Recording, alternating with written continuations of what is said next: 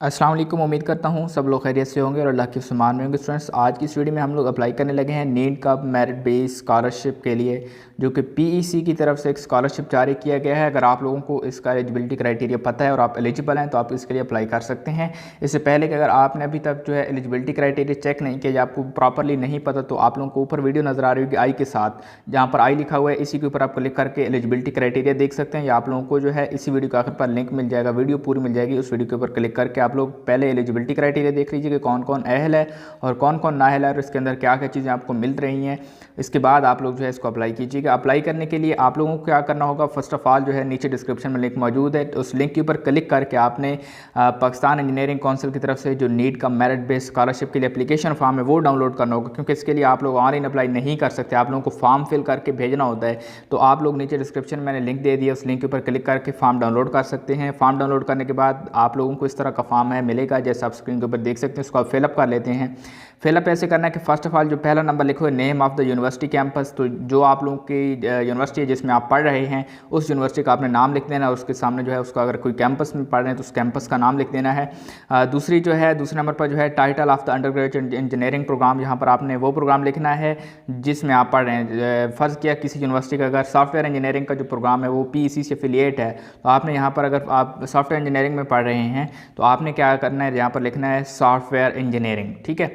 Number 3 पर है year of enrolment admission, तो आप लोगों ने जिस साल एडमिशन लिया था उस एडमिशन का नाम लिखना है। लेट्स से कि किसी ने फाल 2020 में एडमिशन लिया, तो यहाँ पर आप लिखेंगे फाल 2020। ठीक है। नीचे जो है करंट सेमेस्टर, तो यहाँ पर लिखना है कि आपका जो फिलहाल वक्ती तौर पर जो अब मौजूदा टाइम पर जो आपका सेमेस्टर चल रहा है उसका नाम लिख देना है, फर्स्ट सेकंड थर्ड फोर्थ जो भी आप लोगों को चल रहा है। उससे नीचे है एप्लीकेंट नेम, आपने अपना नेम लिख देना है, पूरा नेम लिखना है। उससे नीचे एप्लीकेंट सीएनआईसी के अंदर यहाँ पर डैशेस बने हुए हैं, आपने अपना पूरा सीएनआईसी लिखना है हर एक खाने के अंदर एक। उससे नीचे मैरिटल स्टेटस, अगर सिंगल है तो सिंगल के सामने डब्बा क्लिक कर दें, उसके सामने मैरिड है तो उसको टिक कर दें, या डाइवोर्स है तो उसके सामने टिक कर दें।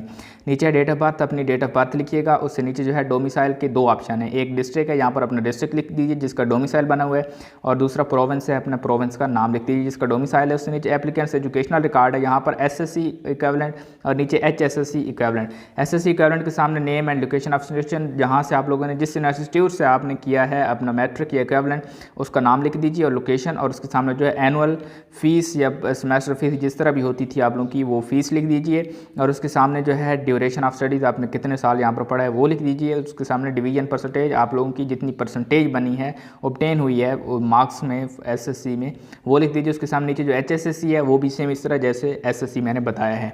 उससे नीचे है have you ever avail any other scholarship, अगर आपने कभी भी कोई भी स्कॉलरशिप हासिल किया है तो आप येस या नो यहाँ से इसको येस को सिलेक्ट कर सकते हैं, अगर नहीं किया तो नो को रहने दीजिए। अगर आपने स्कॉलरशिप हासिल किया है यानी कि येस के सामने क्लिक कर रहे हैं तो आपको नीचे जो डब्बा बना हुआ है इंस्टीट्यूशन नेम स्कॉलरशिप नेम ये वाला फिल करना होगा। अगर आपने नहीं किया नो के सामने क्लिक कर दीजिए, आपको ये नीचे वाला डब्बा फिल करने की ज़रूरत नहीं है। खैर जिन्होंने किया है अवेल येस तो वो कैसे फिल करेंगे, नीचे जो है इंस्टीट्यूशन नेम लिखेंगे, जहाँ पर इंस्टीट्यूट का नेम लिखेंगे, उसके सामने स्कॉलरशिप नेम लिखेंगे, उसके सामने एजुकेशनल लेवल लिखेंगे, ईयर ऑफ अवार्ड जिस साल मिला है, और अमाउंट ऑफ स्कॉलरशिप जितना स्कॉलरशिप मिल रहा है। इसी तरह जो है नीचे अगर एसएससी वगैरह का है तो वो भी आप लिख सकते हैं। उससे नीचे जो है पोस्टल एड्रेस है, पोस्टल एड्रेस आपने वो एड्रेस लिखना है जिस एड्रेस पर आप लोगों को डाक मिल सकेगी, यानी कि वो बज़रिए पोस्ट आपको कोई चीज़ भेजेंगे तो आप रिसीव कर सकेंगे। तो ठीक है। उससे नीचे जो है कॉन्टैक्ट इन्फॉर्मेशन है, कॉन्टैक्ट इन्फॉर्मेशन में आप लोगों ने क्या लिखना है, ईमेल, अपनी ईमेल लिख देनी है, और उसके सामने बी जो है मोबाइल नंबर, अपना मोबाइल नंबर लिख देना है। वो मोबाइल नंबर और ईमेल लिखिएगा जो आपके पास हर वक्त एक्टिव रहते हैं। उससे नीचे जो है ब्रदर सिस्टर स्टडिंग, तो यहाँ पर अपने जो है नंबर 1 पर फर्स्ट की अगर किसी का भाई है तो उसका नाम लिख देगा नंबर 1 पर, उसका नाम, उसके सामने जो है रिलेशनशिप विद एप्लीकेंट ब्रदर, उसके सामने name and address of institute जहाँ पर वो पढ़ रहा है उसका इंस्टीट्यूट का नेम और एड्रेस लिख देना। उसके सामने फ़ी पर मंथ, उसकी जो पर मंथ फ़ी है वो लिख देनी है। कोई अगर गवर्नमेंट स्कूल में पढ़ रहा है तो उसकी फ़ीस जितनी भी होती है 20-30 रुपये 40 रुपये जो मंथली देनी होती है वो जो है लिख देंगे यहाँ पर। इस तरह 1 2 3 ऑप्शन बनी हुई हैं, आप लोगों के जितनी बहन भाई आपने उतने का रिकॉर्ड लिखना है। उसके सामने जो है नीचे जो है आप लोगों ने नेक्स्ट मूव करना है। नेक्स्ट है फादर नेम, फादर नेम के सामने आप लोगों ने फादर का मुकम्मल नेम लिख देना, उससे नीचे फादर का सीएनआईसी लिख देना, उससे नीचे स्टेटस अलाइव या डिसीज़, अगर आपके वालिद साहब जिंदा हैं तो लाइव के सामने क्लिक टिक कीजिए, और उसके सामने अगर डिजीज़ हैं तो डिजीज़ के सामने जो है टिक कीजिए। उससे नीचे प्रोफेशनल स्टेटस, आपके वालिद साहब को जो प्रोफेशनल स्टेटस है एम्प्लॉयड हैं तो उसके सामने, रिटायर्ड हैं तो उसके सामने, या बिजनेस ओनर हैं तो उसके सामने टिक कीजिए। उससे नीचे जो है name of employer, employer name जो काम कर रहे हैं आपने उसका नेम नेम लिख देना है।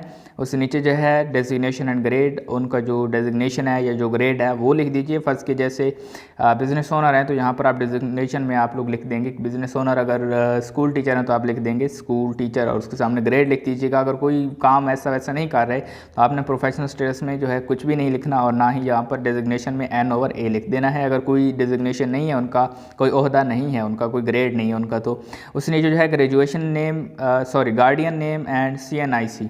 तो गार्डियन नेम अगर आप लोगों का फ़र्ज़ किया आपके वालिद साहब ज़िंदा नहीं है तो आपने ऊपर वालिद साहब की इन्फॉर्मेशन नहीं देनी, ठीक है। आपने क्या कर देना है, डिसीज़ तक आना है, डिसीज़ तक, ठीक है।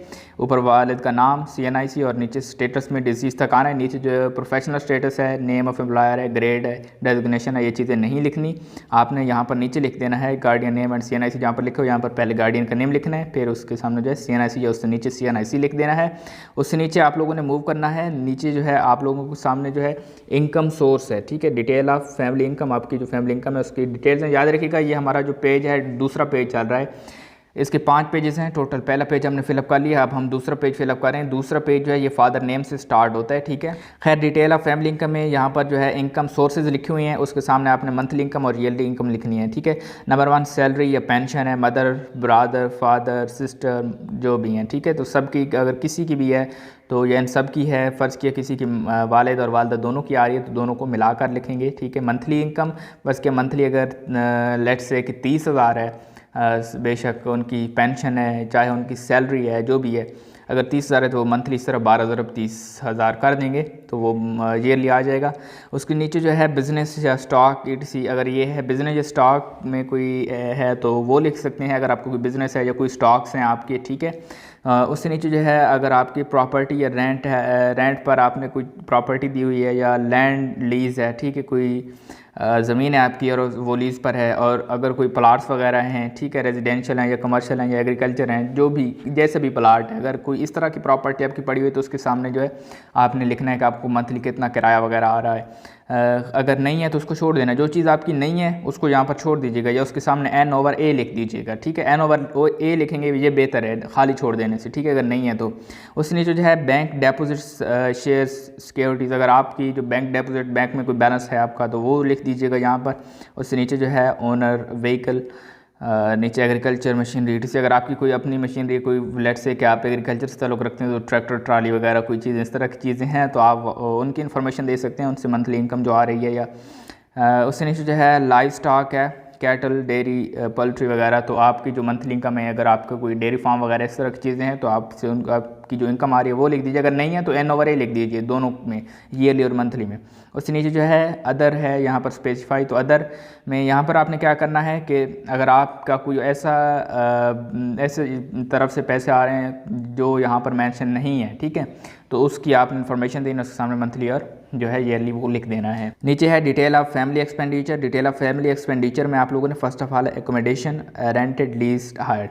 अब यहाँ पर आपने अपने अखराजात की तफसील देनी कि आप खर्चे आपके कितने हो रहे हैं, मंथली और ईयरली आपको कितना खर्चा हो जाता है, ठीक है। तो पहला है एकोमोडेशन, अगर आपकी रिहाइश फ़र्ज़ किया रेंटेड है, लीज्ड है या हायर्ड है, अगर आप किसी और के घर में रह रहे हैं किराए पर, तो आपने क्या करना है यहाँ पर जो है उसकी इन्फॉर्मेशन देनी है कि मंथली आपको कितना खर्चा आ जाता है और ईयरली आपको कितना खर्चा आ जाता है। उससे नीचे जो है एजुकेशन, आपकी जो एजुकेशन है उसके ऊपर कितना खर्चा आ जाता है। एजुकेशन का मतलब ये है कि आपका, आपके बहन भाइयों का, सबका, फैमिली का, यहाँ पर पूरी मुकम्मल फैमिली इनकम और फैमिली जो है एक्सपेंडिचर की बात हो रही है, आपकी अपने अकेले की नहीं हो रही। नीचे जो है यूटिलिटीज़, मतलब कि आपका electricity, gas, telephone bill, internet वगैरह की जो बिल हैं वो कितना आ जाता है। उससे नीचे जो है मेडिकल एक्सपेंडिचर, यानी कि मंथली अगर आपके लेट से किसी के वालिद साहब को बीमारी, मतलब किसी के वालिद साहब को कोई हार्ट प्रॉब्लम है और मंथली जो है या उनकी जो अद्वियात हैं वो चल रही हैं, या किसी का जो है मतलब कि टोटली जो आपका मंथली और ईयरली जो एक्सपेंडिचर है, मतलब कि मेडिकल पर जितना खर्चा आ जाता है वो आप लिखेंगे यहाँ पर। उससे नीचे जो है आप लोगों ने यहाँ पर जो है vehicle, agriculture machinery, fuel, maintenance वगैरह, तो अगर आप लोगों की एग्रीकल्चरल लैंड्स वगैरह हैं और आप वहाँ पर कोई अपने ट्रैक्टर वगैरह इस्तेमाल करते हैं तो आपने उनकी जो है मेंटेनेंस और ख़र्चे वगैरह लिख देना है यहाँ पर मंथली और ईयरली। उससे नीचे जो है live stock, cattle, dairy, poultry, ETC, यहाँ पर लिख देना है मंथली। और ई जो आप लोगों का ईयरली एक्सपेंडिचर है, मतलब उनको जो है चारा वगैरह देते हैं, डेफिनेटली उनके ऊपर खर्च भी तो करना पड़ता है। इस नीचे जो है अदर आप लोगों का कोई और खर्चा है ऐसा जो यहाँ पर मेंशन नहीं होता, आप यहाँ पर खुद मेंशन करके उसको जो है मंथली या ईयरली एक्सपेंडिचर में लिख सकते हैं। खैर आप लोगों ने नीचे जो है टोटल लिख देना है। मंथली के नीचे भी आपने टोटल करना है और ईयरली के ऊपर भी टोटल आपने करना है, ठीक है। बेसिकली ग्रास टोटल जो है ये आप लोगों का जो है ओवरऑल यानी कि टोटल आप लोगों का जो एक्सपेंडिचर या इनकम। तो यहाँ पर जो ग्रास टोटल है इसका मतलब ये है कि मजमूई तौर पर, ठीक है, आपने अपना मजमूई तौर पर खर्चा भी लिखना है। नीचे जो है मजमूई तौर पर आपने जो है अपना वो जो है खर्चे के अलावा जो इनकम है वो भी मजमूई तौर पर लिखनी है, ग्रास टोटल में लिखना है, PKR में, ठीक है, पाकिस्तानी रुपीज़ में लिखना है। उसके अलावा जो है नीचे है balance of income and expenditures. तो आपने यहाँ पर जो है अपनी जो इनकम है वो भी लिखनी है। मंथली इनकम के सामने जो नेट इनकम है उस वाले डब्बे के नीचे नेट इनकम लिख देनी है, जितनी आपकी इनकम आ रही है। उसके नीचे जो है नेट एक्सपेंडिचर है, यानी कि आप लोगों का जो टोटल एक्सपेंडिचर हो रहा है मंथली वो लिख दीजिए। और उसके सामने डिफरेंस लिख दीजिए। डिफरेंस है आप लोगों ने जो है मतलब आप लोगों को जो मंथली बचता है वो लिख दीजिए। उसके नीचे जो है ईयरली है तो ईयरली इनकम और ईयरली नेट एक्सपेंडिचर और उसके सामने डिफरेंस इनका लिख देना है। उससे नीचे है एप्लीकेंट स्टेटमेंट ऑफ पर्पस। तो यहाँ पर आपने अपना जो है सूटेबिलिटी को एक्सप्लेन करना है। सिंपली आपने क्या लिखना है, यहाँ पर 2 से 3 लाइनें लिख देनी है। क्या लिखना है, यहाँ पर सिर्फ इतना ही लिख दीजिएगा कि जो मेरे अखराजात हैं वो मेरी बर्दाश्त से बाहर हैं। मैं अपनी जो एजुकेशन है यानी कि हायर एजुकेशन है उसको कंटिन्यू नहीं कर सकता, फ़ीस वगैरह अफोर्ड नहीं कर सकता। अगर आप हॉस्टल में रहते हो तो आप लिखिएगा कि मैं इतना दूर रहता हूँ घर से और मेरा जो खर्चा है वो इतना हो जाता है, मतलब इतना ज़्यादा हो जाता है कि मेरी फैमिली के ऊपर बर्डन है। तो बहुत मुश्किल से जो है मेरे पेरेंट्स अफोर्ड कर रहे हैं, बहुत प्रॉब्लम है। अगर कोई फ़र्ज़ के किसी से लोन लिया हुआ है तो आप ये मेंशन कीजिएगा कि मैं लोन के ऊपर जो है इसके ऊपर गुजारा कर रहा हूँ, मतलब कि लोन के ऊपर जो है पढ़ रहा हूँ। तो ये चीज़ मेंशन कर दीजिएगा। इसके अलावा कुछ भी, मतलब कि ये कुछ भी नहीं होता, जस्ट आपने सिर्फ 2 लाइनें लिखनी है। 2 लाइनें यही लिखेंगे कि आप कितने मुस्तहिक हैं, ठीक है। सिर्फ इतना बताना है कि मेरे इतना मसाइल हैं, मैं इसको अफोर्ड नहीं कर सकता, तो ताकि वो जो है आपकी इस बात को समझ सकें, ठीक है। नेक्स्ट जो है रिक्वायर्ड अटैचमेंट्स। आपने यहाँ पर जो है ये जो चीज़ें जो है 11 चीज़ों की एक लिस्ट बनी हुई है, इसके सामने आपने टिक करना है। ये जो चीज़ें जो है आपने अटैच करनी है। अब मैं आपको बताता हूँ कि क्या क्या और कैसे कैसे अटैच करनी है। फ़र्स्ट ऑफ़ ऑल तो जितनी भी ये 11 चीज़ें हैं ये सारी की सारी आपने क्या करनी है, इनकी कापियाँ लगानी है और कापियाँ भी अटेस्टेड लगानी है। अटेस्टेड का मतलब ये है कि आप किसी भी 16वें स्केल के टीचर के पास चले जाएंगे, वो आपको उसके पास एक स्टैम्प होती है, ठीक है, तो वो आपको एक स्टैम्प लगा देगा। किसी स्कूल या किसी भी इंस्टीट्यूट के हेड के पास जाएंगे तो उसके पास एक स्टैम्प होती है, वो अपनी स्टैम्प लगा के आप लोगों को साइन कर देगा। बस इतनी सारी बात है, ये है अटेस्टेड। आप किसी भी गज़टेड ऑफिसर से जो है साइन वगैरह जो है वो करवा सकते हैं। खैर आप लोगों ने जो है टेस्ट करवानी है ये सारी कापियाँ और एक एक कापी लगानी है सबकी। और लगानी किस किस चीज़ की, एप्लीकेंट्स डोमिसाइल, अपना जो डोमिसाइल है उसकी कापी लगा के इसके सामने टिक द रेलिवेंट, इसके सामने टिक कर देना कि मेरी लग चुकी है, ठीक है। जो जो लगा देंगे उसको टिक कर देना है। उससे नीचे जो एप्लीकेंट्स CNIC या फार्म बी, अपना फार्म बी या CNIC अगर बने हुए तो CNIC यानी कि ID कार्ड की कापी लगानी है। उसके अलावा जो है फादर या गार्डियन की CNIC, वालिद साहब है ज़िंदा हैं तो उनकी लगा दें, वालिद साहब ज़िंदा नहीं हैं तो आपने क्या करना है, गार्डियन की लगा देनी है कापी CNIC की। उसके नीचे जो है अपने वालिद साहब या जो आपका गार्डियन है उसकी मंथली सैलरी या आपकी मंथली जो अगर पेंशन आ रही है तो उसकी जो पेंशन बुक का जो भी आपके पास एविडेंस होगा, कोई सबूत होगा, तो उसकी कापी अटैच करवा के लगा देनी है। उससे नीचे है last month utility bills, electricity, gas, telephone. आपके जितने बिल हैं इलेक्ट्रिसिटी, टेलीफोन और गैस वगैरह के जितने भी बिल आते हैं, आपने पिछले मंथ के जो बिल हैं उनकी कापियाँ लगानी हैं, ठीक है, सब बिलों की, ठीक है। पिछले मंथ का मतलब ये जिस मंथ आप अप्लाई कर रहे हैं इससे पिछले मंथ की, सिर्फ एक ही मंथ की तमाम बिलों की कापियाँ लगानी हैं, ठीक है। इसके अलावा जो है नेक्स्ट जो है आप लोगों का जो है रेंट या लीज़ का एग्रीमेंट है। अगर आप रेंट पर रह रहे हैं तो, अगर नहीं रह रहे हैं तो इसको छोड़ दीजिएगा। ज़रूरी नहीं है कि ये जहाँ पर इफ़ एप्लीकेबल लिखा हुआ है ये अगर आप पे एप्लीकेबल हैं तभी करनी है, वैसे हर किसी ने नहीं करनी। जो रेंट पे रह रहे हैं सिर्फ उन्हीं ने जो है रेंट या लीज़ का जो एग्रीमेंट हुआ है आप और आपका जो दूसरा, मतलब कि जहाँ पर आप जिसके घर पर रह रहे हैं उसके दरमियान, तो वो कर दीजिएगा। अगर नहीं हुआ तब भी आप क्या करेंगे, एक जो है उससे बनवा लेंगे, एग्रीमेंट बनवा लेंगे और उसकी कापी करवा लेंगे, ठीक है। नेक्स्ट जो है आपके पास है latest tuition fee receipts of applicants and siblings. आपने अपनी और अपने बहन भाइयों की जो आखिरी फ़ीसें अदा की हैं ना, आखिरी उन फ़ीसों की रसीद आपने देनी है, ठीक है। तो उनकी रसीद आपने क्या करनी है, उसके साथ उसकी कापी अटैच करनी है। उससे नीचे जो है मेडिकल बिल्स एक्सपेंडिचर, अगर आपका कोई मेडिकल बिल होता है तो आपने उसको जो है यहाँ पर मेंशन करना है।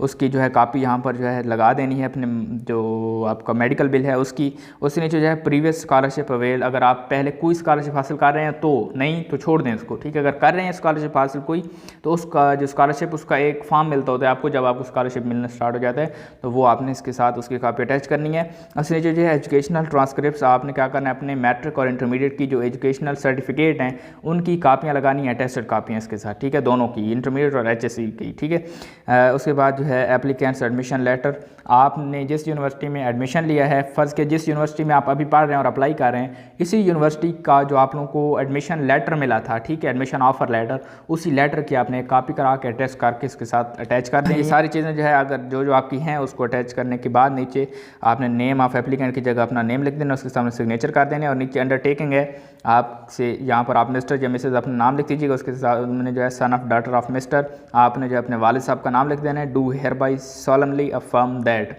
ठीक है। और यहाँ पर जो है आपने क्या कर देना है, नीचे जो है आप लोगों को बिल्कुल आखिर पर जहाँ पर एप्लीकेंट नेम लिखा हुआ नजर आ रहा है, एप्लीकेंट नेम लिख देना, उसके नीचे अपना CNIC, उसके नीचे अपना सिग्नेचर, और उसके सामने जो है फादर या गार्डियन का नेम लिख देना, उसके सामने उनका CNIC और उसके नीचे उनकी सिग्नेचर, और नीचे जो है डेटेड की जगह आपने डेट लिख देनी है, ठीक है। खैर ये हमारा जो है थर्ड पेज था, थर्ड पेज ख़त्म होते हैं नीचे जो है फोर्थ पेज आ जाता है। अब जो फोर्थ पेज है ये आपने फिल नहीं करना, बल्कि अपनी यूनिवर्सिटी के पास ले जाना है, अपने जो जिस इंस्टीट्यूट में आप पढ़ रहे हैं, एफिलिएटेड इदारे में पढ़ रहे हैं PSC के, तो PSC की जो जिसमें ऑफ़र किए जा रहे हैं प्रोग्राम, LHC का आप किसी इंजीनियरिंग यूनिवर्सिटी में पढ़ रहे हैं, तो उस यूनिवर्सिटी के कैंपस या जो भी है आप लोग जिस इदारे में पढ़ रहे हैं, जिस जगह पर आप मौजूद हैं, जिस कैंपस में, ज़रूरी नहीं है कि आप जो है मेन कैंपस में जाओ, नहीं, जहाँ पे आप पढ़ रहे हैं उसी के जो सरबराह हैं उनके पास ले जाना है, या अपने जो है एडमिशन ऑफिस उनको देना है, वो आपको ये सब चीज़ें जो है क्लियर कर देंगे नीचे जो है, ठीक है। यहाँ पर है certification by the concern HEI, ठीक है। यहाँ पर वो सारी चीज़ें एप्लीकेंट्स डॉक्यूमेंट इन ऑर्डर, ये सारा उनका काम है, अब आपका नहीं है, ठीक है।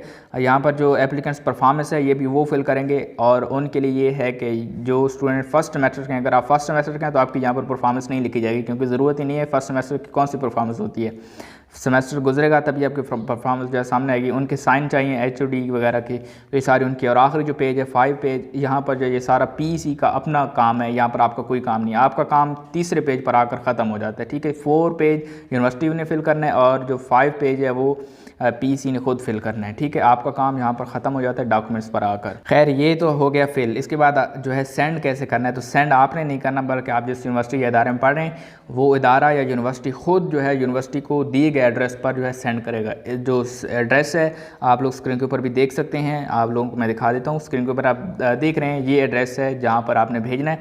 तो ये जो फिलअप करना है, जो चीज़ आपकी फिल करने की थी वो आपने फिल कर ली, इसके बाद उनसे फिल करवा कर उन्हीं के ज़रिए आपने क्या करना है, भिजवाना है इस एड्रेस पर, ठीक है। तो वो खुद भेज देंगे। आई होप कि इस वीडियो ने आपकी कुछ ना कुछ हेल्प ज़रूर की होगी। अगर ऐसा ही है, इस वीडियो ने आपकी हेल्प की है, तो वीडियो को लाइक ज़रूर कर दीजिएगा। अगर चैनल पर नए हैं और अभी तक सब्सक्राइब नहीं किया और आपको मेरी वीडियोस पसंद आती हैं, अच्छी लगती हैं, तो मेरे चैनल को सब्सक्राइब कर लीजिए, ताकि फ्यूचर में आने वाली एजुकेशन के रिलेटेड जितनी भी वीडियोज़ हैं, रियल वीडियोज़, वो आप लोग तक जो है पहुँचती रहें। मिलते हैं किसी और वीडियो में, तब तक अपना ख्याल रखिएगा। मेरी तरफ से सब लोगों को अल्लाह हाफिज़।